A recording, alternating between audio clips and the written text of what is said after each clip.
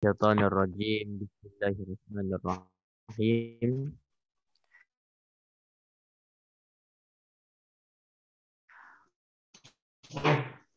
أحييكم بتحية الإسلام تحية طيبة سعادة ونقول عبادة قال الله تعالى في كتابه العزيز الكريم بعد أعوذ بالله من الشيطان الرجيم وإذا حييتم بتحية فحيوا بأحسن منها أو ردوها إن الله كان على كل شيء حسيبا السلام عليكم ورحمة الله وبركاته الفاتحة.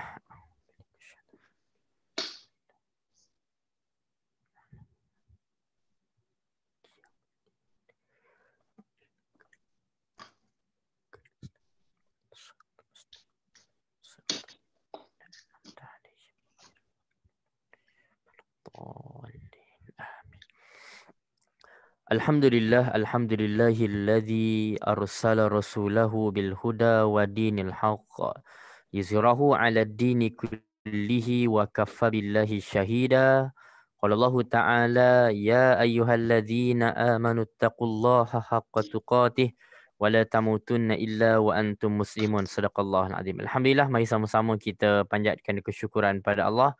Allah Ta'ala masih lagi panjangkan umur kita, masih diberi kesempatan, ruang untuk sama-sama kita terus membaca ayat-ayat Allah, menghayati yang tiba dan pengajarannya. Moga-moga menjadi panduan dalam kehidupan kita. Tuan-tuan ibu ayah sekalian, selamat raya lah. Yang lepas lah tak sempat nak ucap hari itu. Alhamdulillah, moga-moga Allah Ta'ala bagi kepada kita ruang dan peluang pahala di sebalik amal kita. Termasuklah bagi mereka mengerjakan ibadah korban dan juga ibadah-ibadah yang dianjurkan pada bulan Zulhijjah, terutamanya 10 awal Zulhijjah yang lepas. InsyaAllah hari ini tuan-tuan ibu ayah sekalian kita sambung perbincangan kita dan kita masih lagi dalam surah An-Najmu. Bintang. Kejap lagi insyaAllah kita akan sampai ayat yang juga menyentuh bintang yang juga terkait dalam surah ini. Jadi jom sama-sama kita mulakan perbincangan kita, sambung balik surah An-Najmu pada ayat yang ke-42.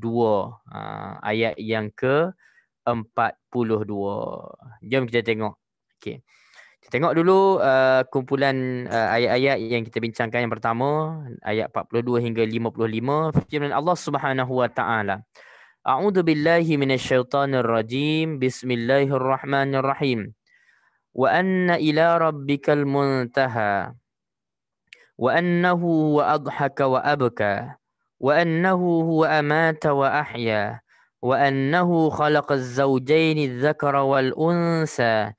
من نطفة إذا تمنى وأن عليه النشأة الأخرى وأنه هو أغنى وأقنى وأنه هو رب الشعرى وأنه أهلك عادا الأولى وثمود فما أبقى وقوم نوح من قبل إنهم كانوا هم أظلم وأطغى والمؤتفكة أهوى فغشاها ما غشا فبأي آلاء ربك تتمارى. Allah Subhanahu wa taala berfirman, yang mana maksudnya, dan bahawasanya kepada Tuhanmu lah kesudahan segala sesuatu, dan bahawasanya dialah yang menjadikan orang tertawa dan menangis, dan bahawasanya dialah yang menghidupkan dan mematikan, dan bahawasanya dialah yang menciptakan pasangan, yakni suami isteri, lelaki dan perempuan, daripada air mani apabila dipancarkan, dan bahawasanya dialah yang menetapkan kejadian yang lain, yakni mengembalikan roh ke dalam jasad, dan bahawasanya dialah yang memberi kekayaan dan mendatangkan kemiskinan, dan bahawasanya dialah Tuhan yang memiliki bintang Syi'ra, dan bahawasanya dia telah membinasakan kaum Ad yang pertama dan kaum Samud, kemudian tidak ada seorang pun yang ditinggalkannya, yakni hidup, dan kaum Nuh sebelum itu, sesungguhnya mereka adalah orang-orang yang paling anaya atau paling zalim dan paling derhaka. Dan negeri Mu'tafikat, yakni kaum yang telah diterbalikkan, dijatuhkan ke bumi, maka Allah Ta'ala menuduhnya dengan azab yang menimpanya. maka dengan nikmat Tuhanmu yang manakah kamu berasa ragu? Okey. Tuan-tuan ibu ayah yang dirahmati Allah Subhanahu wa taala, kita telah bincang dalam beberapa ayat sebelum ini. Okey, saya ulang sikit ayat 40 sampai 42. Tadi patutnya ayat 42, kita patah sikit dua ayat. Kalau tengok pada ayat 40, 41, 42, dan bahwasanya usahanya itu kelak akan diperlihatkan kepadanya, kemudian akan diberi balasan yang paling sempurna, dan bahwasanya kepada Tuhanmu lah kesudahan segala sesuatu. Okey, yakni amalan-amalan tiap seorang akan dipamerkan di hari akhirat kelak dan dapat dilihatnya di atas neraca. Inilah merupakan kegembiraan bagi orang-orang beriman. Kerana Allah Ta'ala memperlihatkan amalannya yang baik supaya dilihat dengan hati yang tenang. Sedangkan orang kafir sebaliknya, mereka bersedih, berduka cita melihat perbuatan jahatnya yang akan mereka tengok nanti. Kan? Menyebabkan dia bertambah sedih dan duka sesuai dengan firman Allah Ta'ala. Kalau tengok dalam surah At-Taubah ayat 105, wa qul i'malu fasayarallahu amalakum wa rasuluhu wal mu'minun. Kan? Wasaturadduna ila alimil ghaibi wasyahadah fayunabbi'ukum bima kuntum ta'malun. Dan katakanlah, beramallah kamu. Nescaya Allah dan Rasulnya dan orang beriman akan melihat pekerjaan kamu. Dan kamu akan dikembalikan kepada Tuhan yang maha tahu akan perkara yang tersembunyi dan yang terang. Lalu diberitakannya kepada kamu apa yang telah kamu kerjakan. Yang ni kita tengok setiap orang akan menerima balik balasan sesuai dengan apa yang dia amalkan di dunia. Sama ada orang itu akan gembira ataupun sebaliknya. Jadi kita harapkan kita dipilih oleh Allah termasuk yang bergembira tadi. Ini merupakan suatu janji daripada Allah. Perkara-perkara yang menggembirakan ini satu benda yang dijanjikan oleh Allah. Hari itu kita dah sebut tuan-tuan. Bagaimana amal baik itu Allah gandakan. Kan? Daripada 10 sampai 700. Kan? Contoh kita baca Quran selalu disebut satu huruf digandakan pahala 10. Kan? Nabi kata aku tak katakan alif lam mim tu satu huruf, tapi alif tu satu huruf, lam satu huruf, mim satu huruf. Setiap satu itu diberi pahala, bahkan digandakan. Dan antara perumpamaan yang lain yang menunjukkan besarnya pemurahnya Allah dalam bab memberi balasan baik ini yang kita bincangkan dalam surah Al-Baqarah tentang bagaimana perumpamaan orang yang menginfakkan harta jalan Allah seperti sebiji benih. Ya, sebiji benih, daripada sebiji benih digandakan. Kan? Jadi orang kata Allah Ta'ala jadikan daripada satu benih keluar 7 tangkai. Setiap tangkai tu pula keluar pula 100. Jadi perumpamaannya sampai peringkat 700 kali ganda. Ini satu benda yang menggembirakan orang beriman. Maka tuan-tuan, ibu ayah yang dirahmati Allah Subhanahu wa taala, adapun sebaliknya dia menjadi ancaman kepada orang kafir di akhirat nanti, mereka akan diberikan sesuai dengan apa yang mereka lakukan masa di dunia. Okey. Tuan-tuan ibu ayah yang dirahmati Allah Subhanahu wa taala. Jadi Allah Taala sebut tadi ayat 42, maka bahawasanya kepada Tuhanmu lah kesudahan segala sesuatu. Jadi apa pun, siapa pun kita, hatta jin sendiri, kan, jin dan juga manusia, semua akan dikembalikan pada Allah untuk diperkirakan sehinggalah sekecil-kecil benda. Kan, sama ada dia akan diberi pahala ataupun sebaliknya. Kemudian kita tengok bila sebut tentang wa innaka wa anna ila rabbika muntaha, bahwasanya kepada Tuhanmu kesudahan segala sesuatu, yakni tempat kembali, iaitu pada hari kiamat kelak. Okey. Kalau kita tengok bagaimana satu kisah, Muaz bin Jabal dia pernah berdiri di tengah-tengah kami. Di tengah-tengah sahabat-sahabat. Kan? Ini yang diceritakan oleh Ibnu Abi Hatim yang menceritakan daripada Amr bin Maimun.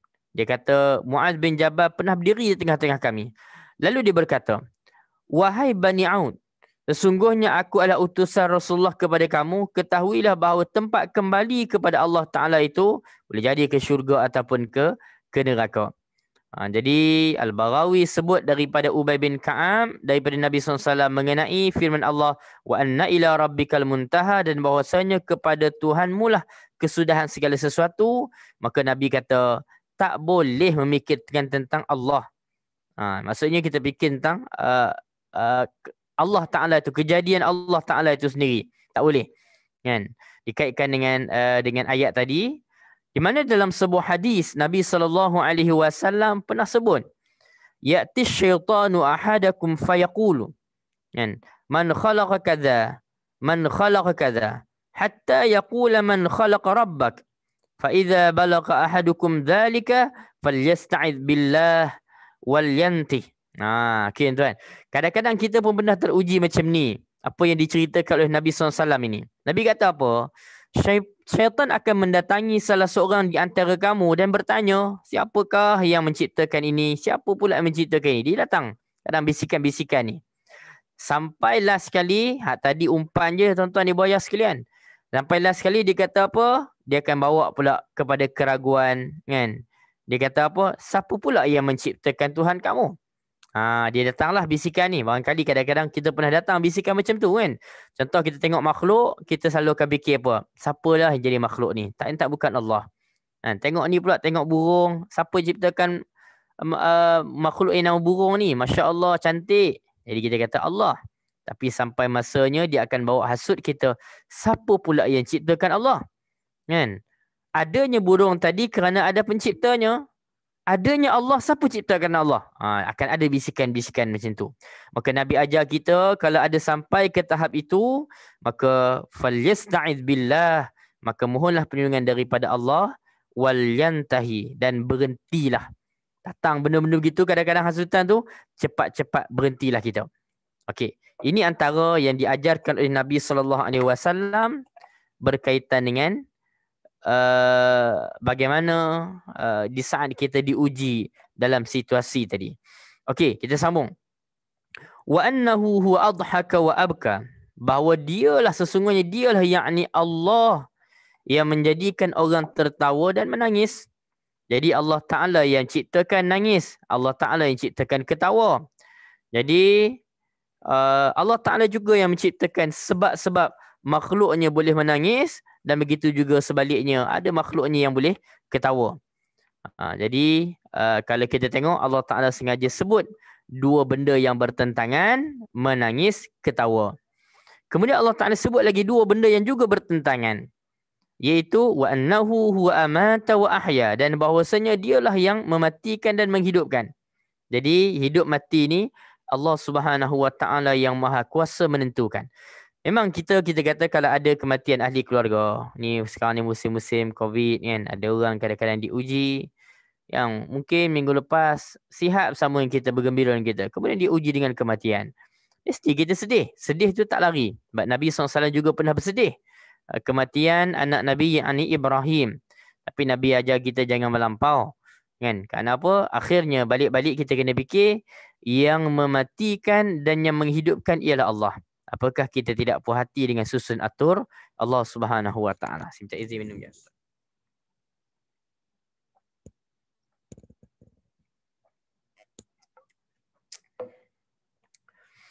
Kemudian Allah Ta'ala sebut pula apa lagi yang bertentangan.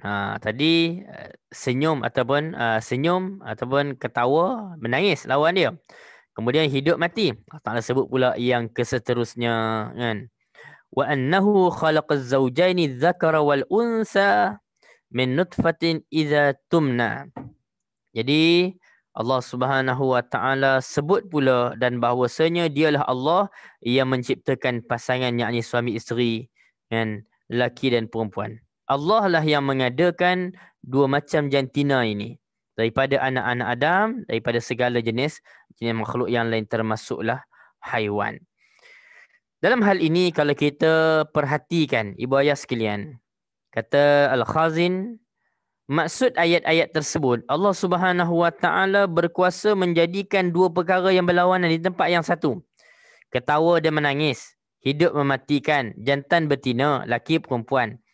Jadi wujudnya perkara-perkara ini tidaklah dapat difahami, malah juga tak dapat dimaklumi oleh orang yang berakal, sebab kewujudannya hanya dengan kudrat Allah Subhanahu Wa Ta'ala. Allah Ta'ala yang tentukan adanya benda-benda yang bertentangan. Yang pasti kita kata banyak benda-benda yang berpasangan, kan, yang bertentangan, kan. Paling tidak kita kata apa, arus elektrik adanya, kan, ada yang live, ada yang neutral. Ataupun kalau hari ini kita sedang guna handphone, ada yang guna laptop, kuasa bateri, ada negatif, ada positif. Ini semua susun atur daripada Allah Subhanahu Wa Taala. Jadi ini mengingatkan kita bagaimana kesempurnaan kudrat Allah. Termasuk dalam bab Allah Ta'ala jadikan manusia berpasang-pasangan yang asal daripada air mani yang hina. Dan bagaimana daripada air mani yang bercampur tadi diciptakan menjadi beberapa anggota badan yang berlainan. Mempunyai tabiat beza-beza, daripadanya lah terjadi genetik pula lelaki perempuan. Ini merupakan kekuasaan Allah Subhanahu Wa Ta'ala yang sangat menakjubkan. Itu Allah Ta'ala sebut daripada air mani yang dipancarkan. Ini berkaitan dengan kita sebagai makhluk yang namanya manusia. Jadi Allah Ta'ala lah yang memberikan. Kemudiannya kita tengok Allah Subhanahu Wa Ta'ala menyebut wa anna alaihi nasya'atal ukhra, dan bahwasanya dialah yang menetapkan kejadian yang lain, yakni kembalikan roh kepada jasad, yakni di saat kita dihidupkan dan dimatikan kemudian dihidupkan semula. Jadi sebagaimana Allah Ta'ala menciptakan permulaan, maka dia pasti berkuasa juga untuk mengembalikan, yakni ada balik kehidupan setelah kematian pada hari kiamat. Wa annahu huwa aghna wa aqna, dan bahwasanya dialah yang memberikan kekayaan dan mendatangkan kemiskinan. Jadi kalau kita tengok dalam hal ini, ini kekuasaan Allah, kan? Hatta kadang-kadang kita kata perlu kita muhasabah, kan? Jangan kita mudah sangat lepas mulut kita ni, kan? Iaitu kadang-kadang ada manusia yang Allah Ta'ala bagi kekayaan, Allah Ta'ala uji dia dengan kekayaan, dia tak lepas ujian sampai dihina pula orang miskin. Jangan. Yang bagi kekayaan pada kita, yang menarik kekayaan, yang memberi kemiskinan, ini adalah susun atur daripada Allah Subhanahu Wa Ta'ala. Ada hikmahnya. Paling tidak ibu ayah sekalian, jangan kita jadikan perbezaan itu sebagai suatu lesen untuk kita hina orang lain. Tidak. Tetapi lihatlah perbezaan ini menggambarkan manusia ini saling memerlukan. Contoh, tuan-tuan ibu ayah ada duit lebih, kaya, tapi mungkin kurang kudrat. Ada orang yang Allah Ta'ala uji dia dengan kemiskinan, tapi Allah Ta'ala bagi kudrat, kan? Dia dah ada kudrat, dia perlukan duit. Maka tuan-tuan kita pula mungkin ada rezeki, ada duit lebih, tapi kita kurang kudrat, tak larat. Jadi adanya saling memerlukan di antara satu sama lain. Sebab tu ibu ayah sekalian, jangan jadikan isu miskin kaya ini sebagai suatu lesen untuk kita merendah-rendahkan, menghina orang lain. Sebab apa? Kerana kita kata kita tak tahu hikmah di sebalik susun atur Allah. Jangan dihina orang meniaga tepi jalan. Jangan dihina tuan-tuan orang jual gerai-gerai kecil. Kerana kita pun hidup kita tak warna-warni tanpa kehadiran orang yang pelbagai latar belakang ini. Ibu ayah tuan-tuan dirahmati Allah Subhanahu Wa Ta'ala, maka kita menyedari warna-warni kehidupan. Sebagaimana yang disebutkan tadi, maksudnya kita kata adanya yang lelaki, adanya perempuan, ada hidup, ada mati, kan? Ada kekayaan, ada kesenangan, semuanya dikaitkan dengan Allah Subhanahu Wa Ta'ala. Allah Ta'ala lah yang memberikan segala-galanya. Dengan kehendak Allah jualah seorang itu dikayakannya ataupun dimiskinkannya. Cuba tengok dalam surah Al-Kahfi, ada kisah tentang pemilik dua kebun. Dia kaya, dia senang. Allah Ta'ala buat pula perbandingan dengan kawannya yang tak sekaya dengan dia tapi beriman. Bagaimana perbandingan dua golongan tadi, ya Allah Ta'ala uji, kaya pun Allah Ta'ala bagi, miskin pun hakikatnya Allah Ta'ala bagi. Sebab itu, jangan pula kita bila dah senang, dah kaya, kita rasa kita lah menjadi punca, kita jadi kaya. Tak kaitkan dengan Allah. Kerana apa? Pernah berlaku dalam kisah dalam Al-Quranul Karim, kisah seorang yang sangat terkenal dengan kayanya. Tak lain dan tak bukan Qarun. Qarun ni famous. Sampaikan kalaulah contoh ibu ayah sekalian, PKP ni tak boleh pergi mana, satu hari pergi belakang rumah, cangkul, jumpa sekotak emas. Esok keluar surat khabar, kan? siapa-siapalah kan yang dalam ni kan, tiba-tiba terjumpa sekotak emas. Keluar kat jumpa harta karun, esok keluar paper kan. Peserta tafaqquh fiddin kan, jumpa harta karun di belakang rumah. Kan. Automatik orang akan sebut Qarun. Walaupun Qarun tak tahulah pernah sampai ke tidak ke Bandar Baru Bangi ni. Tapi selalu dah dipahamkan bila kaya, bila harta, Qarun. Qarun pernah ditegur oleh kaumnya, la tafrah. Dalam surah Al-Qasas boleh tengok kan, jangan kamu sombong, jangan kamu bangga diri. Tapi apa jawab Qarun, ibu ayah sekalian? Qarun kata dalam surah Al-Qasas sebut, qala innama utituhu ala ilmin indi. Aku ni diberikan segala-galanya ni sebab ilmu yang ada pada aku. Ini masalah kesombongan ibu ayah sekalian. Jangan kita anggap hari ni kita senang ni sebab kita. Tidak. Mangkali Allah Ta'ala uji kita, mangkali Allah Ta'ala sayang bagi nikmat pada kita. Jadi kaya dan miskin ni juga bukanlah suatu gambaran adakah orang itu dikasihi Allah ataupun sebaliknya. Sebab selalu disebut Allah Ta'ala boleh bagi dunia ini kepada orang yang Allah Ta'ala suka. Allah Ta'ala boleh bagi dunia ni juga pada orang yang Allah Ta'ala tak suka. Tetapi akhirat Allah Ta'ala hanya akan bagi kepada orang yang Allah Subhanahu Wa Ta'ala suka. Jadi kita tengok. Kemudian ni kita tengok ibu ayah sekalian. Wa annahu huwa rabbus syi'ra. Dan bahawasanya dialah Tuhan yang memiliki bintang syi'ra. Jadi apakah itu bintang syi'ra? Jadi surah kita pun surah An-Najmu, bintang. Disebut bahawa syi'ra ini satu jenis bintang, iaitu termasuk bintang yang sangat terang yang diberi nama Marzamul Jauza, yang disembah oleh sekelompok masyarakat Arab. Okey. Kalau kita tengok, disebut bahawa bintang ini dulu telah disembah oleh kaum Himyar dan juga Khuza'ah di zaman jahiliah. Jadi orang-orang yang mula-mula menyembahnya ialah pemimpin bangsa Arab yang terbesar yang namanya Abu Kabsyah. Abu Kabsyah ni kalau kita ingat satu sebenarnya gelaran lah ataupun satu nama yang terkenal satu ketika dahulu. Jadi orang-orang Quraisy pun pernah menggelar Nabi SAW sebagai Ibnu Abi Kabsyah kan, iaitu satu gelaran yang mirip sekali dengan kebesaran Nabi SAW dengan kebesaran pemimpin tersebut dulu.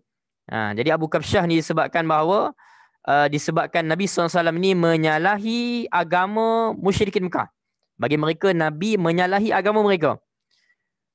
Jadi sebagaimana Abu Kabsyah juga pernah menyuruh daripada patutnya mereka duk sembah patung, tiba-tiba Abu Kabsyah ni menyembah bintang, mengajak orang menyembah bintang. Jadi dia adalah salah seorang juga kalau tengok pada keturunan nenek moyang Nabi SAW dari sebelah ibunya.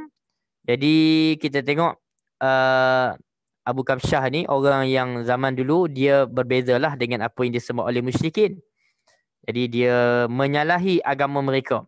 Jadi orang-orang Arab pun memandang Nabi SAW pun menyalahi agama mereka, bawa agama Islam, menyalahi agama mereka. Sebab itu digelar juga Ibnu Abi Kabsyah tadi. Okey. Lantaran itu disebut bahawa dalam peristiwa Abu Sufyan menemui pembesar Rom, Hiraqil, yang dikatakan ialah laqad amira Amr bin Abi Kabsyah. Sesungguhnya telah menjadi perkara besar urusan anak Abi Kabsyah. Yang maksudnya bahawa kebangkitan Nabi Muhammad SAW telah menjadi perhatian besar di kalangan kerajaan Rom.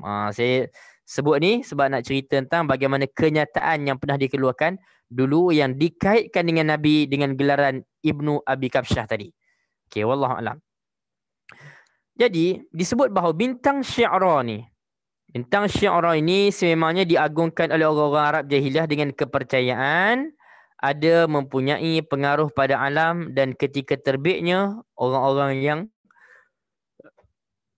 kalau terbitnya maka orang pun meramalkan perkara-perkara gaib. Ini antara benda-benda sengsang lah yang berlaku satu ketika dahulu. Kemudian setelah Allah Subhanahu Wa Ta'ala sebut tentang bagaimana hakikat Allah, Allah lah yang memiliki termasuklah bintang syi'ra tadi.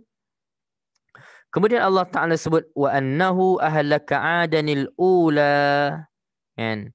Allah Ta'ala sebut dan bahawasanya dia telah membinasakan kaum Ad yang pertama. Okey, yakni Ad ini nabi mana tuan-tuan? Wa ila adin akhahum huda. Jadi kaum Ad ini diutuskan pada mereka Nabi Hud alaihi salam. Jadi disebut bahawa kaum Ad ini kaum yang gagah, kan?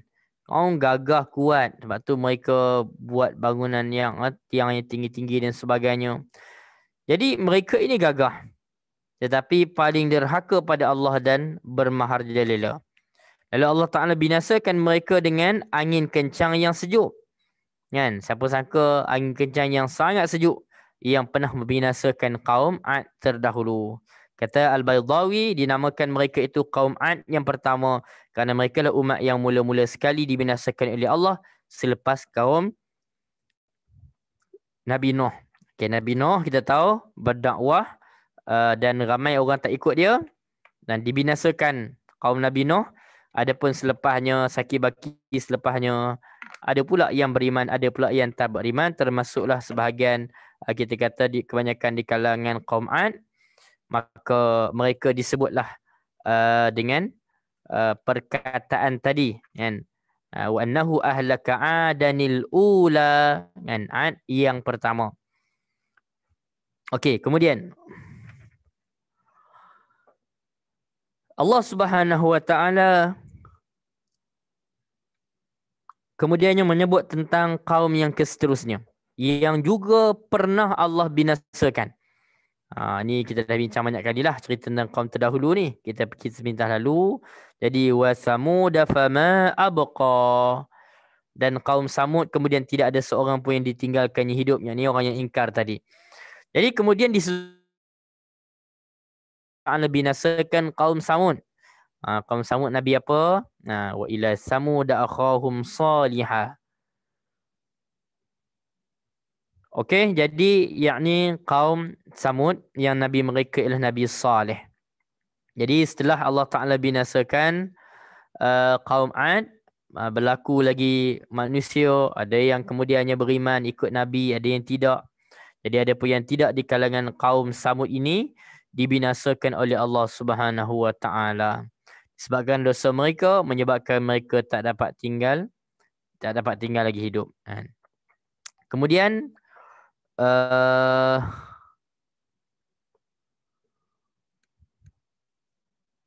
wa qauma nuhim min qabl, dan kaum Nuh sebelum itu. Innahum kanu hum azlama wa atgha. Dan sesungguhnya mereka adalah orang yang paling zalim dan paling derhaka. Jadi Allah Ta'ala patah balik pula. Sebelum kaum Ad dan kaum Samud, ada lagi kaum yang pernah dibinasakan oleh Allah terdahulu. Jadi tak lain tak bukan, iaitu kaum Nabi Nuh alaihi salam. Kan? Yang mana kita tahu mereka ini sangat melampau.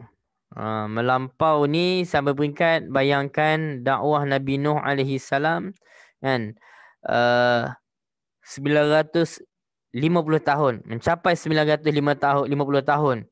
Tapi apa yang berlaku, yang mengikuti Nabi Nuh tak berapa ramai.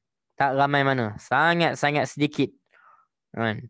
Adapun hak ramai, mereka mensyirikkan Allah Subhanahu wa ta'ala. Jadi setiap generasi pada mereka meninggal dunia sudah pun berwasiat pada generasi yang akan datang. Nak kata ingkarnya kaum Nabi Nuh ni, sampai bila nak mati ni dia wasiat kepada anak cucu dia. Jangan kamu ikut orang ni, kan.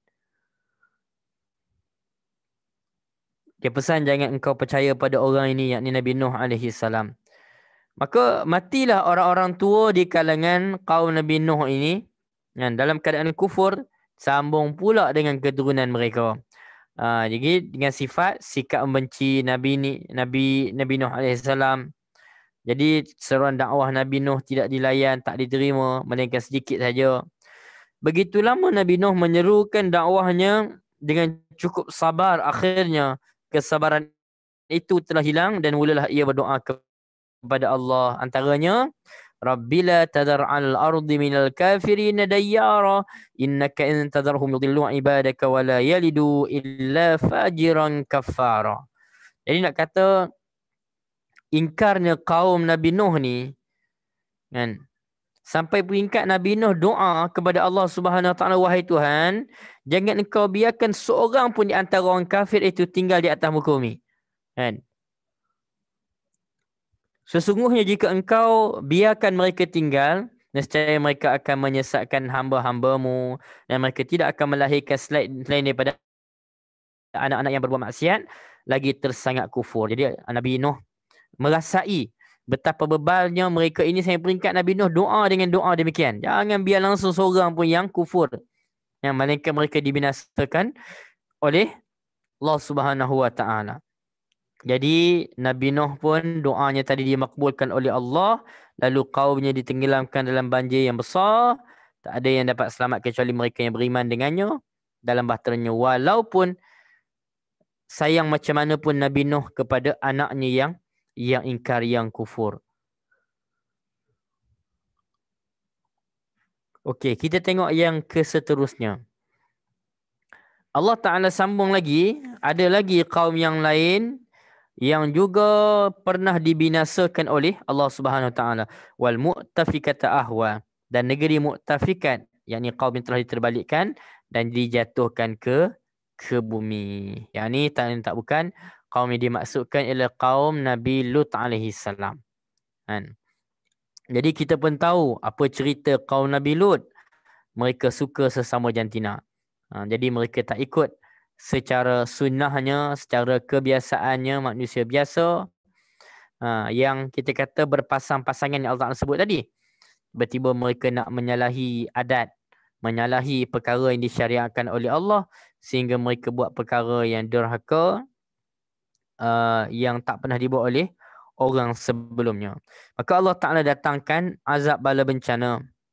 Jadi disebut, dan kepada mereka diturunkan hujan batu dan sijil, tanah yang panas secara bertubi-tubi. Dan kepada mereka diturunkan hujan batu. Bagi kita tahu dalam kisah tu. Dan disebut dalam ayat yang lain bahawa hujan batu, yang batu itu telah ditandakan. Nak kena siapa, nama apa. Dahsyatnya azab Allah Subhanahu Wa Taala. Oleh kerana itu Allah Ta'ala berfirman, فَغَشَّاهَا مَا غَشَّى, lalu Allah Ta'ala menimpa ke atas negeri itu azab yang besar. Jadi antaranya berupa batu-batu yang telah dikirimkan oleh Allah Ta'ala kepada mereka. Kalau tengok dalam surah Asy-Syu'ara misalnya, dalam surah Asy-Syu'ara Allah Ta'ala berfirman ayat 173, وَأَمْطَرْنَا عَلَيْهِمْ مَطَرًا فَسَاءَ مَطَرُ الْمُنذَرِينَ, dan kami hujani mereka dengan hujan batu, maka sangat jelek hujan yang menimpa orang-orang yang telah diberi peringatan itu. Ini antaranya yang kita lihat berkaitan dengan azab dan bala bencana yang telah Allah Ta'ala turunkan, timpakan terhadap orang-orang musyrik terdahulu, yang sepatutnya dijadikan pengajaran kepada orang-orang kemudian. Jadi Allah Ta'ala sebut, فَبِأَيِّ آلَاءِ رَبِّكَ تَتَمَارَى, dan Allah Ta'ala sebut betapa peliknya manusia yang meragukan kudrat Tuhan yang Maha Esa, akan mereka terima nikmat-nikmat yang tidak terhingga.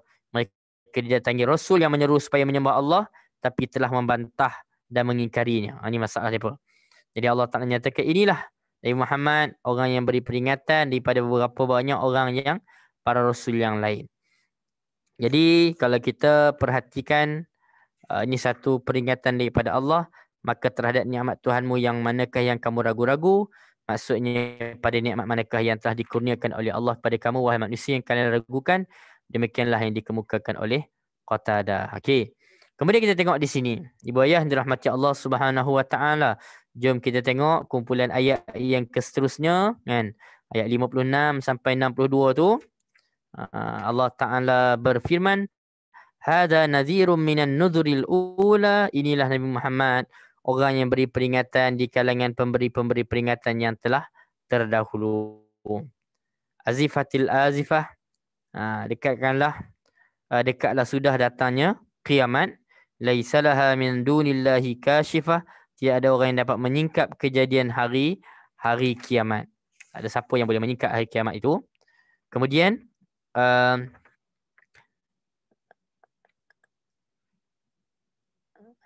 afamin hadzal hadisi ta'jabun wa tadhakuna wa la tabkun, adakah kamu berasa heran terhadap Quran ini serta kamu mentertawakan dan tidak pula menangis? Wa antum samidun, sedangkan kamu lalai daripadanya.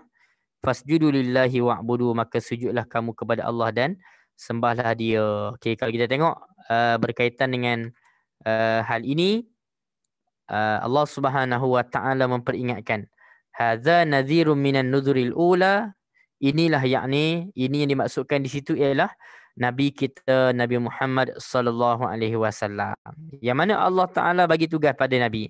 Salah satu tugas Nabi ialah pemberi peringatan. Jadi kena bagi peringatan. Jadi Nabi SAW ni salah satu tugasan Nabi ialah menyampaikan khabar buruk. Khabar berita buruk ataupun balasan buruk terhadap mereka-mereka yang ingkar. Jadi kita tahu ada tugasan Nabi yang disebut Bashira, ada yang disebut Nazira. Kan? Jadi Bashira berita gembira, benda baik, dan Nazira ialah peringatan yang kasar atau peringatan yang keras, azab yang akan menimpa bagi mereka-mereka yang meninggalkan perintah Allah dan juga melakukan larangan Allah Subhanahu wa taala. Kemudian Allah Taala berfirman, azifatil azifah. Apa benda azifatil azifah ini? Jadi telah dekat terjadinya hari kiamat. Laisalamin dunillahi ikashifah. Tidak ada yang dapat menyatakan terjadinya hari itu selain daripada Allah. Maksudnya tak ada siapa seorang pun yang dapat menolaknya selain daripada Allah, dan tidak ada yang mempunyai pengetahuan tentangnya kecuali hanya Dia semata-mata. Jadi ini antara kekuasaan Allah Subhanahu wa taala juga yang diperingatkan pada kita tentang hari kiamat. Hari kiamat juga diperingatkan dalam kata ayat ini. Laisalaha min dunil kashfa, tidak ada seorang yang dapat menyingkap kejadian hari kiamat. Jadi kalau kita tengok daripada ayat-ayat ini, paling tidak kita akan jumpa 3 benda yang menyentuh tentang persoalan keimanan. 3 benda yang disebut di sini yang menyentuh tentang persoalan keimanan. Yang pertama tentang keesaan Allah. Kan? Fabi ayyi ala'i rabbika tatamara, ayat 55 tadi. Kan? Maka dengan nikmat Tuhanmu yang manakah yang kamu rasa ragu? Ini menyentuh tentang keimanan kepada Allah ataupun keesaan, tauhid. Kemudiannya bila Allah Taala sebut hadza nadhir, kan, ia menyentuh tentang bagaimana Allah Taala menetapkan kenabian Nabi Muhammad SAW dengan firman-Nya hadza nadhir tadi. Jadi dia juga menyentuh tentang keimanan, iaitu beriman kepada Rasul. Kemudian azifatil azifah, menentukan adanya hari ba'ts, hari kebangkitan, dengan perkataan azifatil azifah tadi. Jadi paling tidak kita nampak di sini kumpulan ayat ini ada 3 benda yang menyentuh tentang pokok keimanan yang terkait dengan ayat-ayat yang kita baca ini, berkaitan dengan beriman pada Allah, beriman kepada beriman kepada Nabi SAW, beriman kepada Rasulullah. Yang ketiganya menyentuh tentang beriman pada hari kiamat ataupun hari kebangkitan. Okey, kemudian kita sambung lagi. Afamin hadzal hadisi ta'jabun.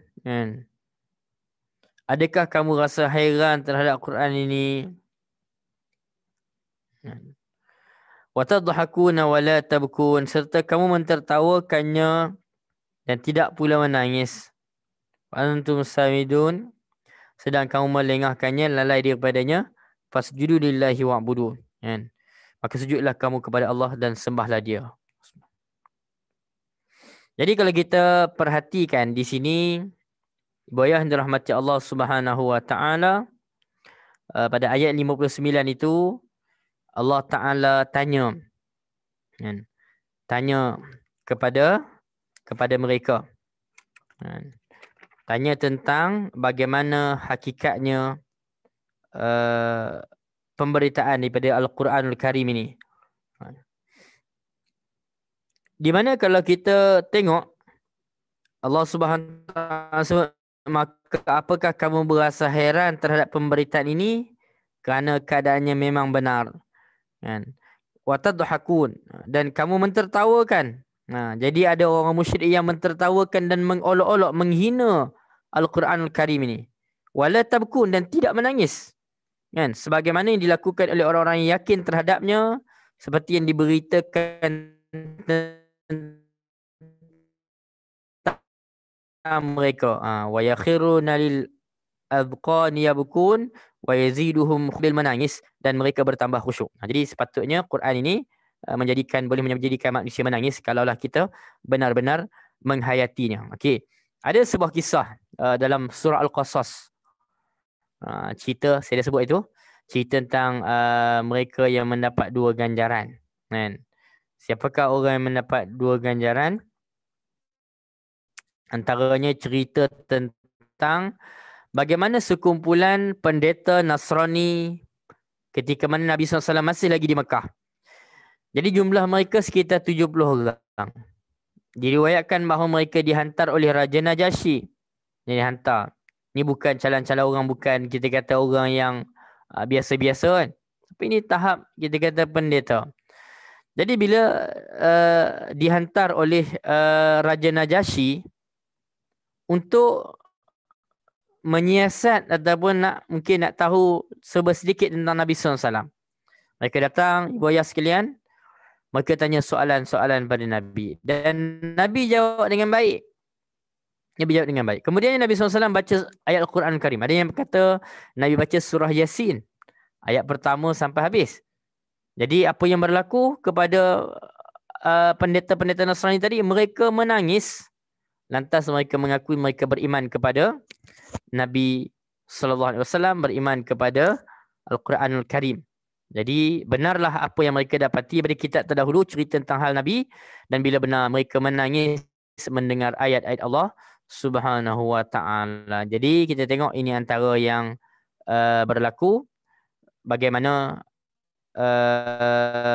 kita kata ada yang menangis di saat mendengar bacaan Al-Quran. Tetapi apa yang berlaku kepada musyrikin? Mereka mentertawakan, mengolok dan menghina Al-Quran, kan? Mereka tidak menangis. Jadi ini antara yang berlaku pada mereka. Wa antum samidun, sedangkan kamu lalai daripadanya. Samidun. Jadi Sufyan Ats-Tsauri meriwayatkan daripada ayahnya, daripada Ibnu Abbas radhiyallahu anhu, dia kata apa? Lagu ataupun nyanyian sangat menjadikan kami lalai. Demikian pula yang dikemukakan oleh Ikrimah. Dalam riwayat yang lain, Ibnu Abbas radhiyallahu anhuma menyentuh tentang samidun ni. Dia kata apa?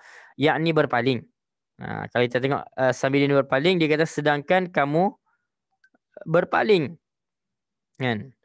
Jadi kita tengok ini juga yang dipegang oleh Mujahid dan juga Ikrimah. Sedangkan Al-Hasan dia kata apa? Yakni orang yang lalai. Ini merupakan riwayat daripada Amirul Mukminin Sayyidina Ali radhiyallahu anhu. Juga sebuah riwayat daripada Ibnu Abbas radhiyallahu anhu, iaitu orang-orang yang sombong. Hal sama dikemukakan oleh As-Suddi. Kemudiannya Allah Ta'ala berfirman dan memerintahkan pada hamba-hambanya untuk sujud kepadanya. Jadi kita tengok ini satu perintah Allah Subhanahu Wa Ta'ala untuk mereka sujud. Kalau kita tengok berkaitan hal ini,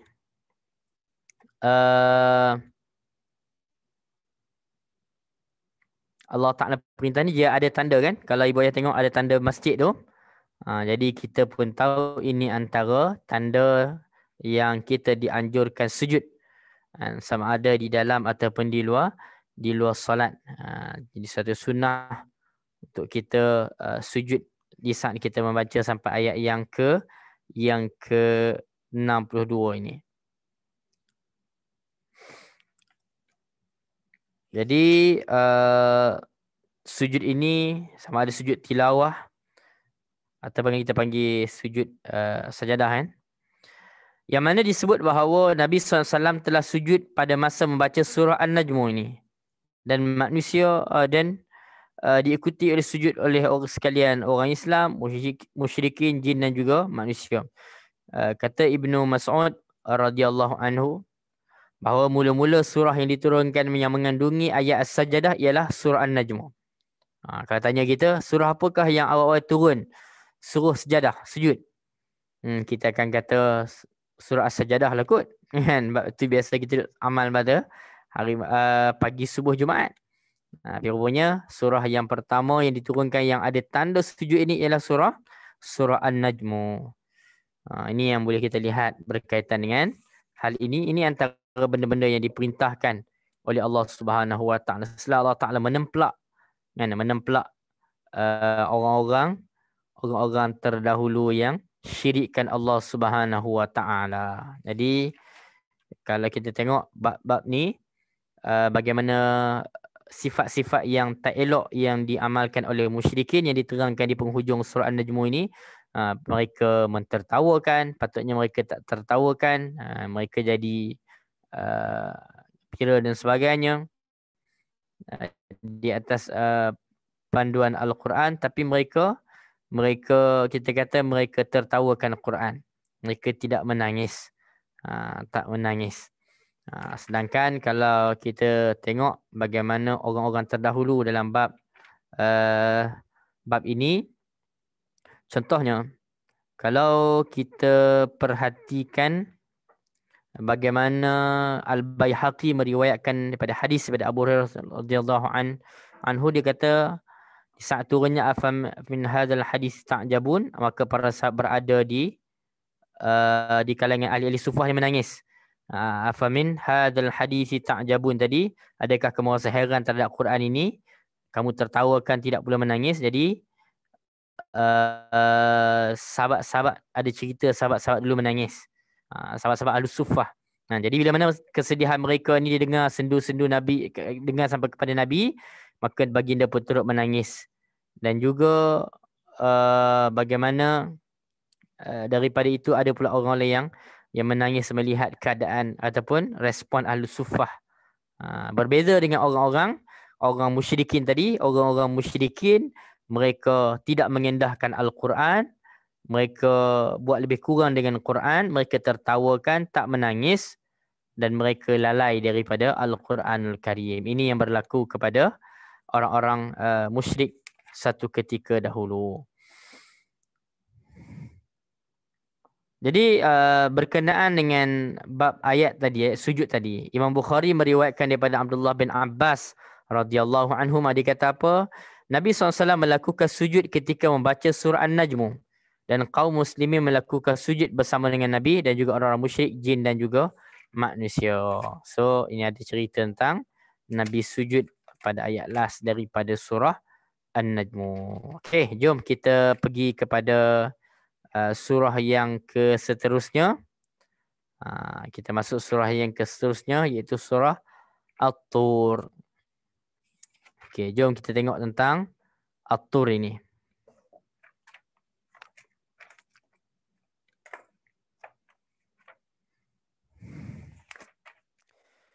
Okay, sebagai mukadimahnya, At-Tur, bukit ataupun gunung. Ada yang kaitkan gunung itulah gunung Tur Sina. Surah ini, ibu ayah sekalian, termasuk dalam kategori surah Makkiyah. Apa itu surah Makkiyah? Surah yang diturunkan selepas hijrah Nabi SAW ke Madinah. Jadi At-Tur artinya bukit. Dia mengandungi 49 ayat, diturunkan sesudah turunnya surah Az-Zariyat. Jadi ada kisah tentang surah At-Tur ini, tuan-tuan ibu ayah sekalian. Contohnya,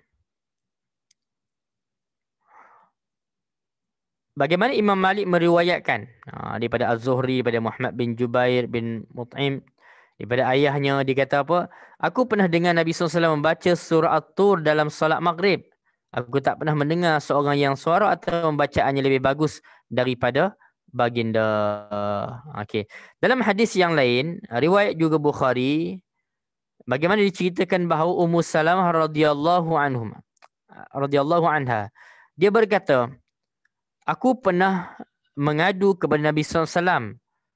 Maka Nabi SAW pun bersabda, tufi min wara'in nas wa anti rakibah. Bertawallah di belakang orang-orang sedangkan engkau menunggangi kenderaan. Jadi maka aku pun bertawaf, kata Ummu Salamah, sedangkan Nabi SAW mengerjakan solat di sisi Baitullah dan Nabi masa itu membaca surah At-Tur. So ada ceritalah tentang Nabi pun baca surah At-Tur ini. Bila? Kemudian, okey, tengok sikit apa kaitan dengan surah sebelumnya. Sebelum, maksud saya bukan surah An-Najm tadi, tapi yang dimaksudkan ialah dari sudut susunan Al-Quran. Jadi sebelum surah At-Tur ini surah Az-Zariyat. Jadi ada hubungan rupanya ibu ayah sekalian di antara surah At-Tur dan juga surah Az-Zariyat ini. Contohnya, kalau di permulaan surah masing-masing ada disebut perihal orang-orang yang bertakwa, maka dia akhirnya diakhiri dengan orang-orang yang kafir. Ini antara persamaan signifikan di antara surah Al-Baqarah dan juga surah Ali Imran. Kemudian, antara persamaan surah ini, iaitu kedua-dua surah ini juga dimulai dengan kata-kata sumpah yang menyebutkan nama-nama makhluk yang hebat-hebat sebagai keterangan tentang keagungan Allah. Kemudian, jadi saya dah sebut, kalau ingat dalam pertemuan sebelum-sebelum ini, Allah saja yang boleh bersumpah dengan makhluknya, adapun kita sebagai makhluk tak boleh bersumpah dengan nama makhluk yang lain. Kita hanya boleh bersumpah dengan nama Allah. Itu pun tak bolehlah suka-suka saja-saja nak main-main dengan sumpah. Tak boleh jugalah yang tu. Okey, kemudian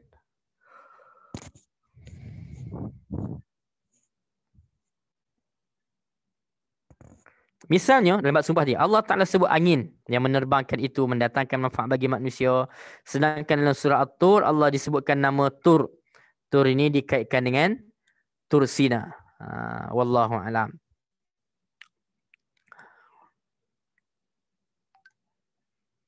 Tempat diturunkan kitab Taurat. Okay. Kitab ini juga mendatangkan manfaat bagi kehidupan manusia di akhirat. Okay. Dalam kedua-duanya ada suruhan agar Nabi memberi peringatan dan juga jangan menghiraukan kata-kata orang kafir yang mempunyai perbezaan pendapat. So, kita kata dalam surah-surah ini ada satu perintah Allah kepada Nabi untuk bagi peringatan dan juga janganlah duk hiraukan tentang orang-orang kafir yang mungkin ada perbezaan pandangan dan sebagainya yang kasar dan sebagainya. Jangan pedulikan mereka. Dan seterusnya, di kedua-dua terdapat bukti-bukti tentang keesaan Allah, hari kebangkitan dan beberapa banyak perkara yang mempunyai persamaan maknanya. Jadi sebagaimana saya selalu sebut, bila sebut saja surah Makkiyah, kita dah faham dah. Surah Makkiyah ni dia akan banyak menentukan tentang akidah ataupun iman. Jadi kita tengok, moga-moga ianya bermanfaat. Okey. Kemudiannya, sebelum kita pergi dengan lebih jauh,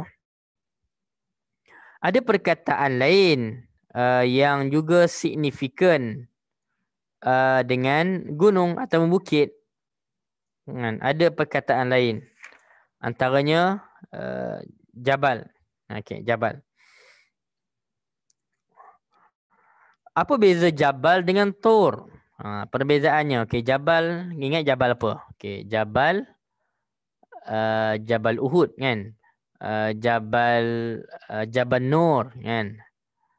Jadi ini antara bukit-bukit yang disebut Jabal. Apa beza di antara Tur dengan Jabal? Ibu ayah sekalian, At-Tur ialah gunung, yakni bukit yang di atasnya ada pokok-pokok. Contohnya difirmankan Allah pada Nabi Musa, dan darinya Allah Ta'ala utuskan Nabi Isa. Dan gunung yang di atasnya tidak terdapat pohon tidak disebut sebagai Tur.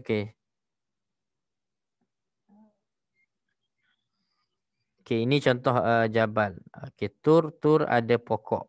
Minta maaf. Okey, tadi kita nampaklah perbezaan dia, apa yang disebut At-Tur dan juga Jabal tadi. Okey, kita balik kepada surah At-Tur ini, jom kita tengok balik. Jadi Allah Ta'ala bersumpah dengan sebut 5 jenis makhluknya yang agung. Nak menunjukkan kesempurnaan kudratnya dan keagungan ciptaannya. Okey, jom kita tengok. Apakah 5 jenis sumpah-sumpah ini? Allah Ta'ala berfirman,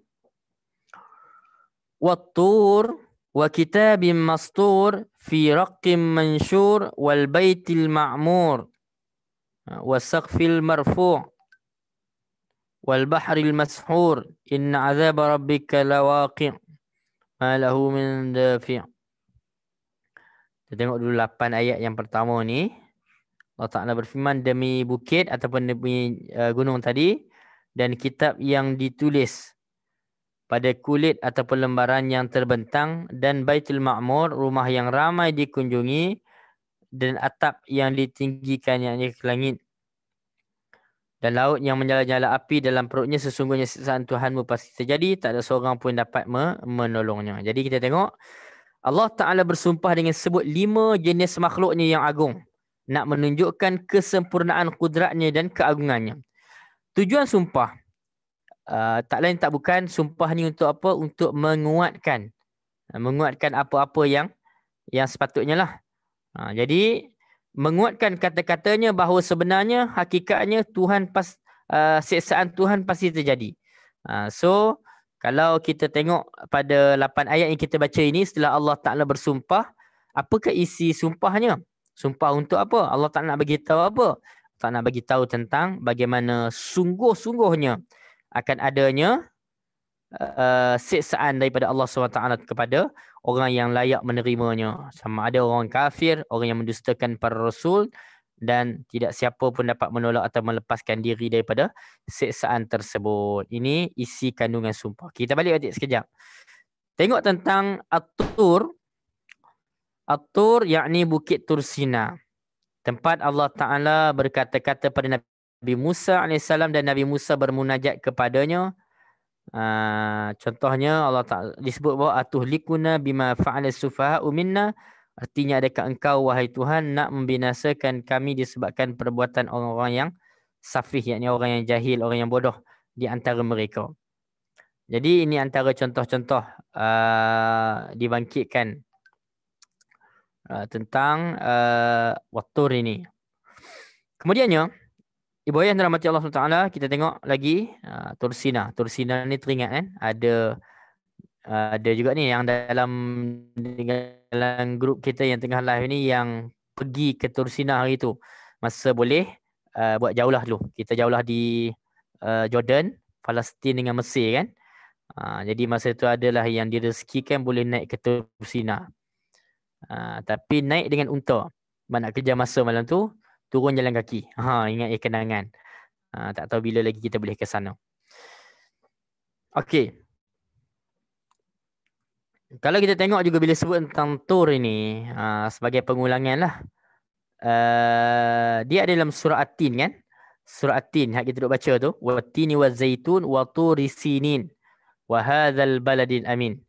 Jadi rupanya di sebalik perkataan-perkataan sumpah itu, Allah Ta'ala bersumpah tu sebenarnya demi negeri-negeri yang berkaitan. Kan? Wat-tini waz-zaitun. Tin dan juga zaitun. Yang lebih signifikan dengan Syam. Wa turi sinin, Tursina, yang lebih signifikan dengan Mesir. Wa hadzal baladil amin. Al-baladil amin ni gelaran kepada Makkah. Jadi ketiga-tiga benda itu adalah berkaitan dengan bumi para anbiya. Tursina mewakili Mesir. Okey. Kitabim mastur. Kita tengok balik berkaitan dengan sumpah yang kedua, wa kitabim mastur. Kan? Demi kitab yang ditulis. Ada yang mengatakan Lauh Mahfuz, tapi ada juga yang mengatakan ini kitab-kitab yang diturunkan dan ditulis yang dibacakan pada umat manusia secara lantang. Fi raqqim mansyur, pada lembaran yang terbuka. Jadi kalau kita tengok, ada yang kaitkan kitab mastur ini yakni kitab Taurat yang diturunkan pada Nabi Musa alaihi salam. Ataupun kitab Mastur ini juga ditafsirkan juga sebagai kitab Al-Quran yang diturunkan ke atas Rasulnya yang terakhir iaitu Nabi Muhammad sallallahu alaihi wasallam. Fi raqqim mansyur, yakni kitab itu ditulis pada kulit ataupun lembaran yang terbentang mudah untuk dibaca, iaitu Al-Quran oleh orang-orang mukmin menerusi mushaf. Jadi kemudian ditulis. Dan kitab yang dibacakan oleh para malaikat ialah Lauh Mahfuz. Ada yang kaitkan dengan kitab Mastur ini dengan Lauh Mahfuz. Bagaimana malaikat orang kata dibaca oleh para malaikat ialah Lauh Mahfuz. Ataupun dimaksudkan sekalian kitab yang diturunkan daripada langit kepada para nabi. Masing-masing ditulis di atas kulit dan dibentangkan semasa membacanya. Ataupun wa kitab Mastur ini merujuk kepada mana-mana kitab. So kita tengok ada beberapa penafsiran lah di sebalik sumpah Allah wa kitabim mastur. Kemudian fi raqqim mansyur, pada kulit ataupun lembaran yang terbentang. Jadi kita dah fahamlah tadi. Maksudnya tadi bagaimana kitab-kitab yang ditulis kemudiannya. Kemudiannya Allah Ta'ala bersumpah pula dengan perkataan wal baitil ma'mur, dan baitil ma'mur, rumah yang ramai dikunjungi. Okey? Apakah itu Baitul Ma'mur? Jadi demi Baitul Ma'mur, jadi disebutkan bahawa dalam Sahih Bukhari dan juga Muslim, Nabi SAW pernah bersabda dalam hadis Isra, setelah Nabi berjumpa ataupun Nabi sampai ke langit yang ketujuh. Lalu kalau kita tengok bagaimana cerita Nabi SAW itu, Nabi bersabda, "Summa rufi'a bi ilal baitil ma'mur. Wa idza huwa yakhluduhu kulla yawmin 70,000 la ya'uduna ilaihi akhiru ma 'alaihim." Jadi Nabi pernah cerita, kemudian aku diangkat ke Baitul Ma'mur dan ternyata setiap harinya dia dilindungi, setiap harinya ia dimasuki oleh 70,000 malaikat yang mereka tidak pernah kembali lagi kepadanya. Jadi maksudnya apa? Mereka beribadah di dalam Baitul Ma'mur, tawaf di sana sebagaimana penduduk bumi bertawaf di Kaabah. Demikian pula Baitul Ma'mur yang merupakan Kaabah bagi penduduk langit ke-7. Jadi kalau kita di dunia ni ada Kaabah, mereka ada orang kata planet-planet lain kan. Yang dikaitkan dengan adanya kita kata galaksi ataupun tempat tertentu bagi para malaikat untuk tawaf. Kalau kita tawaf di Kaabah, para malaikat bertawaf di Baitul Ma'mur ini. Oleh kerana itu di sana didapati Nabi Ibrahim alaihissalam, yakni kekasih Allah Khalilullah, menyandarkan belakangnya ke Baitul Ma'mur. Kenapa? Kerana dia telah membangunkan Kaabah di bumi dan sudah pasti pahala itu diberikan sesuai dengan amal perbuatan. Dan pada setiap langit terdapat bait, yakni rumah ibadah, yang mana di dalamnya para penghuninya beribadah dan mengerjakan solat. Sedangkan terdapat di langit dunia disebut dengan Baitul Izzah. Wallahu alam. Itu berkaitan dengan isu wal Baitul Ma'mur tadi. Kemudian wasaqfil marfu', dan atap yang ditinggikan. Tuan-tuan, apakah itu atap yang ditinggikan? Maka kita kata para ulama tafsirkan iaitu langit. Demi atap yang ditinggalkan ini maksudnya langit. Jadi Sufyan mengatakan, kemudian dia membaca wa ja'alna as-samaa'a saqfan mahfudha wa hum an ayatiha mu'ridun, dan kami menjadikan langit itu sebagai atap yang terpelihara sedang mereka berpaling daripada segala tanda-tanda kekuasaan Allah yang terdapat padanya. Jadi kita tengok pula. Arash merupakan atap bagi seluruh makhluk. Dan dia mempunyai sisi yang menjadi tujuan bersama selainnya sebagaimana telah dikatakan oleh jumhur ulama. Okey.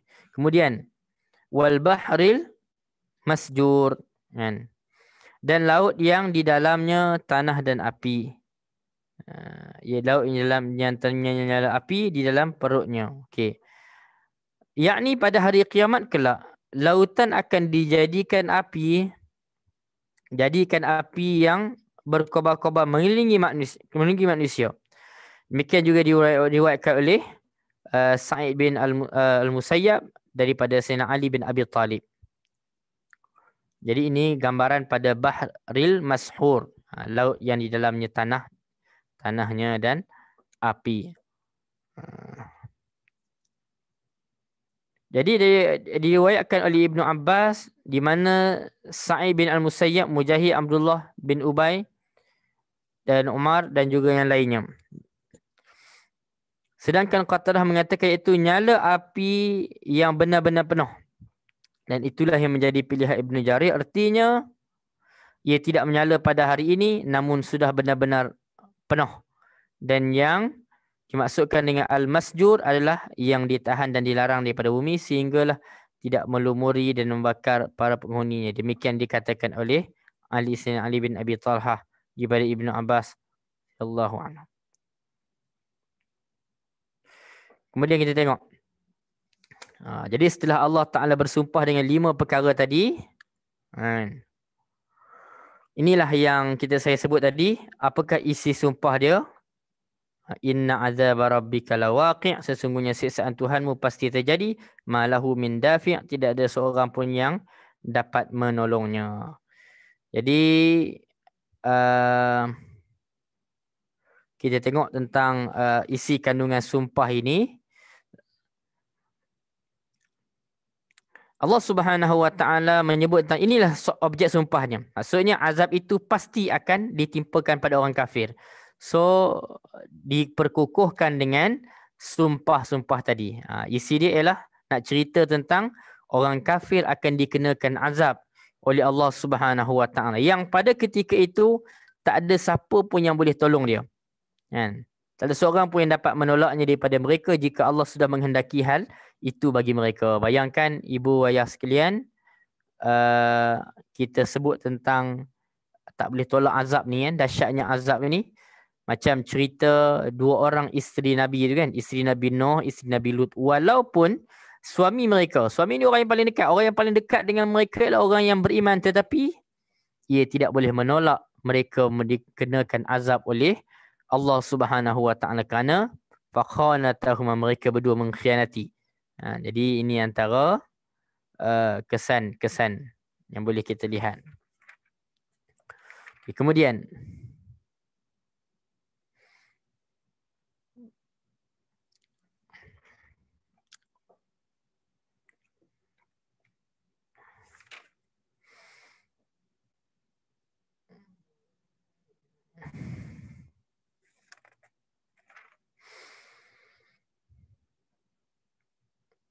yauma tamurus samaa'u maura.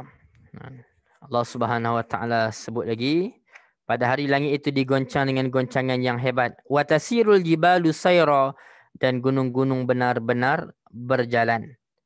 Fawailun yauma idzil lil mukadzibin, celakalah pada hari itu bagi para pendusta. Alladzina hum fi khawdin yal'abun, yang mana mereka itu bermain-main di dalam kebatilan. Yauma yuda'una ila nari jahannam da'a. Pada hari mereka itu benar-benar ditolak ke dalam neraka Jahannam. Hadhihin narul lati kuntum biha tukadzibun, dikatakan inilah api neraka yang dulunya kamu dustakan. Afasihrun hadza am antum la tubsirun, sihirkah ini atau kamu tidak melihat? Islauha fasbiru aw la tasbiru sawa'un 'alaikum innama tujzauna ma kuntum ta'malun.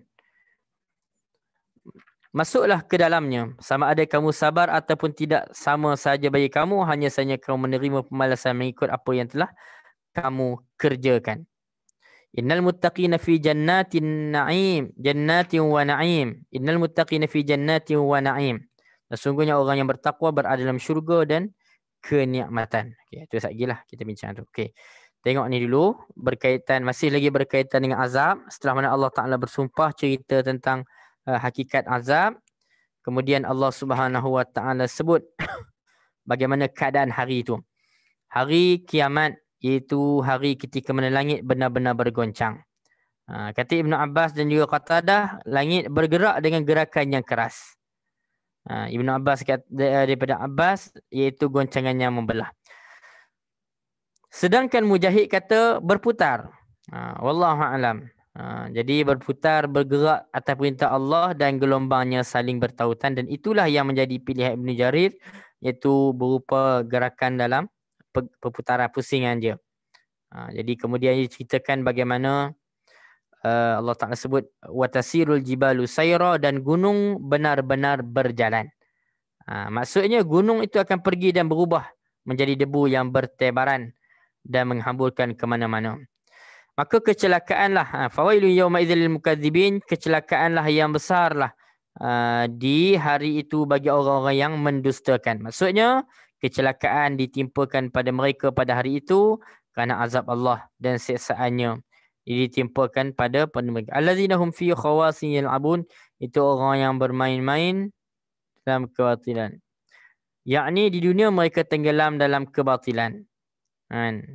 Dan hari mereka hijrong, yakni digelincirkan ila nari jahannam, ke neraka jahannam dengan sekuat-kuatnya.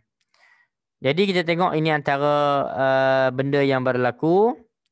Kalau kita tengok lagi disebut tentang hadhihin narul lati kuntum biha tukadzibun, inilah neraka yang dulu kamu selalu dustakan. Jadi Allah Ta'ala cerita tentang keadaan bagaimana neraka yang dulu-dulu orang-orang kafir mendustakannya. Jadi maksudnya di sini malaikat Zabaniyah mengatakan hal itu sebagai hinaan dan celaan. Inilah neraka, tengoklah ni apa yang kamu dustakan dulu. Islauha, masuklah kamu ke dalamnya. Jadi diperintahkan kepada mereka tadi, mereka-mereka yang ingkar tadi, supaya untuk masuk. Sebelum itu Allah Ta'ala kata afasihrun hadza antum la tubsirun, maka apakah ini sihir ataupun kamu tidak melihat. Maksudnya masuklah ke dalam dan seperti masuknya orang yang diselimuti daripada semua arah. Kemudian Allah Ta'ala kata lagi islauha tadi, masuklah ke dalamnya, fasbiru aw la tasbiru, kamu sabar ke tak sabar ke, jadi hanya saja kamu terima pembalasan mengikut apa yang telah kamu kerjakan. Yang ni sama saja, kamu sabar ke tak sabar di atas azab dan siksaan Allah Ta'ala pada kamu, maka tidak ada tempat berlindung bagi kamu daripadanya, dan tidak pula ada tempat menyelamatkan diri kamu daripadanya. Innama tujzauna ma kuntum ta'malun, kamu diberikan balasan terhadap apa yang telah kamu kerjakan. Jadi kalau kita perhati buayah tuan-tuan dirahmati Allah Subhanahu wa taala, awal-awal surah At-Tur ini, setelah Allah Ta'ala bersumpah, Allah Ta'ala cerita tentang keadaan azab. Yang mana azab inilah yang pernah didustakan oleh orang-orang kafir terdahulu dan akan datang, yang mana mereka akan merasai kedahsyatan azab ini. Sabar ke tak sabar, tetap akan terima azab, tetap akan merasai kebelikan azab ini. Dan hakikatnya azab-azab ini bukanlah suatu kezaliman Allah, tetapi azab-azab yang Allah Ta'ala sediakan ini tak lain dan tak bukan sebagai balasan terhadap apa yang telah dikerjakan, setimpal dengan apa yang dikerjakan oleh mereka-mereka yang ingkar ini semasa mereka hidup di atas muka bumi Allah Subhanahu wa Ta'ala. Tuan-tuan ibu ayah sekalian, kita tengok sikit lagi. Innal muttaqina fi jannatin wa na'im fakihina bima atahum rabbuhum wa waqahum rabbuhum adzabal jahim kulu washrabu hani'an bima kuntum ta'malun muttaqiina ala sururin masfufah wa zawwajnahum bihurin 'ain. Jadi setelah Allah Ta'ala sentuh tentang azab, kemudiannya Allah Ta'ala sentuh pula tentang bagaimana hakikat nikmat dalam syurga Allah Subhanahu wa Ta'ala. Dalam ayat yang ke-17 hingga ayat yang ke-20 ini, jadi Allah Ta'ala sebut sesungguhnya orang yang bertakwa berada dalam syurga dan kenikmatan. Mereka bersukaria dengan apa yang diberikan pada mereka oleh Tuhan mereka, dan Tuhan mereka melihara mereka daripada siksaan neraka Jahannam. Dan dikatakan, makalah kamu, minumlah dengan enak sebagai balasan disebabkan apa yang telah kamu kerjakan. Mereka bertelekan di atas balai-balai yang berbaris-baris teratur, dan kami, kata Allah, kahwinkan mereka dengan bidadari-bidadari yang cantik bermata jelita. Jadi setelah Allah Ta'ala sebut azab, Allah Ta'ala sebut pula tentang kenikmatan, kebahagiaan bagi orang-orang yang bertakwa. bagaimana orang bertakwa dalam syurga. Jadi kita kata ini adalah benda yang bertentangan, berbeza dengan apa yang diperolehi oleh orang-orang yang ingkar tadi. Mereka suka dengan apa yang diberikan pada mereka oleh Tuhan mereka. Maksudnya, mereka bersenang-senang dengan apa yang diberikan Allah pada mereka. Macam-macam kenikmatan, macam-macam makanan, minuman, pakaian, tempat tinggal, kenderaan dan macam-macam lagi. Dan Allah Ta'ala pelihara mereka daripada azab api neraka. Jadi orang yang masuk syurga tidak lagi akan masuk ke dalam neraka Allah. Adapun orang dalam neraka, kalau dia beriman, dia akan masuk dalam syurga Allah. Maksudnya Allah Ta'ala selamatkan mereka dari azab neraka. Dan itulah kenikmatan tersendiri. Di samping boleh masuk syurga, juga agar mereka merasakan sesuatu yang tidak pernah dilihat oleh mata, tak pernah dilihat, tak boleh didengar oleh telinga, tak pula terlintas dalam hati. Jadi inilah syurga yang tak tercapai akal kita. Allah Ta'ala suruh mereka dalam syurga itu makan minum dengan enak sekali sebagai balasan terhadap apa yang telah mereka kerjakan semasa mereka di dunia. Jadi mereka berada di tempat-tempat rehat tadi. Kemudiannya dalam keadaan berderetan yang bererti saling bertatapan wajah antara satu sama lain. Dan hal ini sebagaimana firman Allah dalam surah Al-Hijr ayat 47, ala sururi muttaqabilin, mereka duduk berhadap-hadapan di atas tilam-tilam kan. Wa zawwajnahum bihurin ain, dan kami kemudian kahwinkan mereka dengan bidadari-bidadari cantik bermata jelita. Maksudnya Allah berikan pada mereka teman-teman wanita yang soleh dan pasangan-pasangan cantik berupa bidadari yang jelita. Mengenai firman Allah Ta'ala wa zawwajnahum, dan kami kahwinkan mereka, kata Mujahid maksudnya kami nikahkan mereka dengan bidadari. Nikahkan ahli syurga dengan bidadari, dan sifat para bidadari tersebut telah dihuraikan mungkin di beberapa tempat yang kita pernah bincang sebelum ini. Okey. Kemudiannya ibu ayah dalam hati Allah Subhanahu Wa Taala, ayat 21 dan seterusnya, dia ada kumpulan yang agak panjang perbincangan ni. Jadi saya nak tangguh dulu sampai ayat yang ke-20. InsyaAllah nanti kita akan sambung balik pada ayat yang ke-21 dengan izin Allah Subhanahu Wa Taala. Wallahu a'lam, cukup sekadar itu dulu untuk tengah hari ini. Ma'asabika min hasanatin faminallah wa ma'asabika min sayyi'atin famin nafsi, yang baik pada Allah, yang buruknya daripada Allah Subhanahu Wa Taala.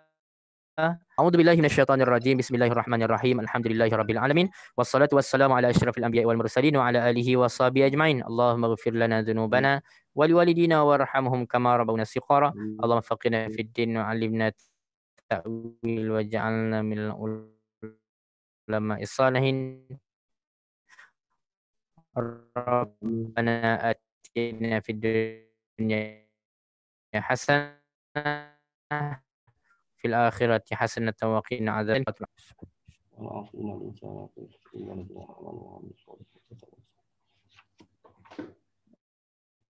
Assalamualaikum warahmatullahi wabarakatuh.